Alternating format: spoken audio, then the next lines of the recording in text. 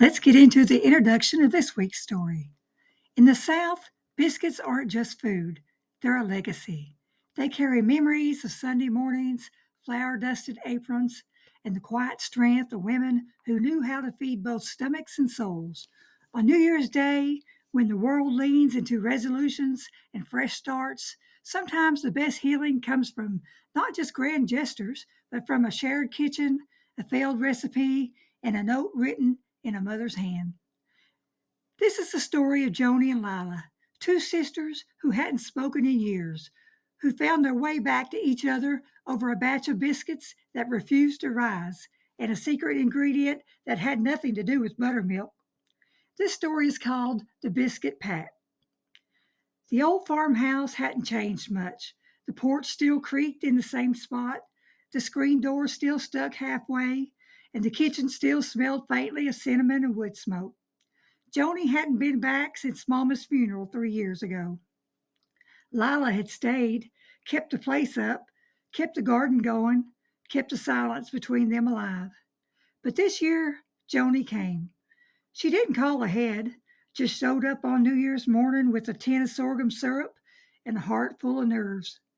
Lila was already in the kitchen, sleeves rolled up, hair pinned back like Mama used to wear it. She didn't say hello, just nodded and kept working. Joni stepped inside, brushing snow off her coat.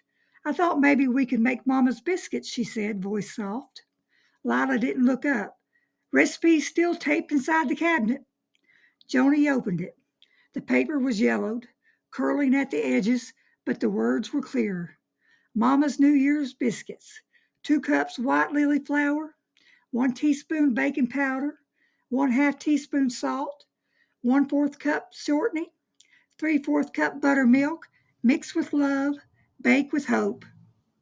They worked in silence. Joni remembered how Mama used to hum hymns while she cooked.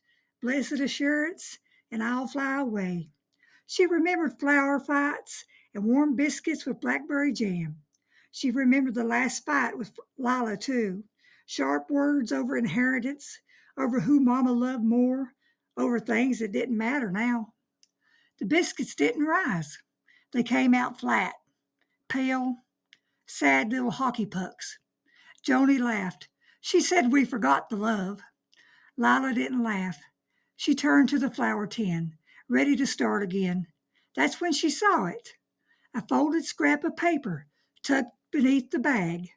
She pulled it out, hands trembling. It was Mama's handwriting. "Girls, if you're reading this, it means you're trying. That's all I ever wanted. The real secret, a pinch of sugar, and forgiveness. You don't have to get it perfect. Just get it together. Love, Mama." Lila handed the note to Joni. Neither spoke, but something shifted, like the air had softened, like the kitchen had exhaled. They remade the biscuits, this time with sugar, this time with grace, and they worked together. Joni asked, "Do you remember the time Mama burned the whole batch and blamed it on the dog?" Lila smiled, "And then fed the dog the good ones so Daddy wouldn't find out." They laughed. They cried. They talked about Mama, about the years apart, about the things that hurt and the things that still mattered. When the second batch came out, they were golden, flaky, warm. They ate them with honey and butter, sitting side by side at the old kitchen table. Outside, the wind stirred the trees. Inside, two sisters shared a quiet New Year's miracle.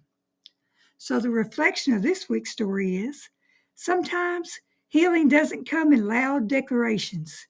It comes in quiet kitchens, in shared silence, in the choice to try again. Mama's note wasn't just a recipe tweak.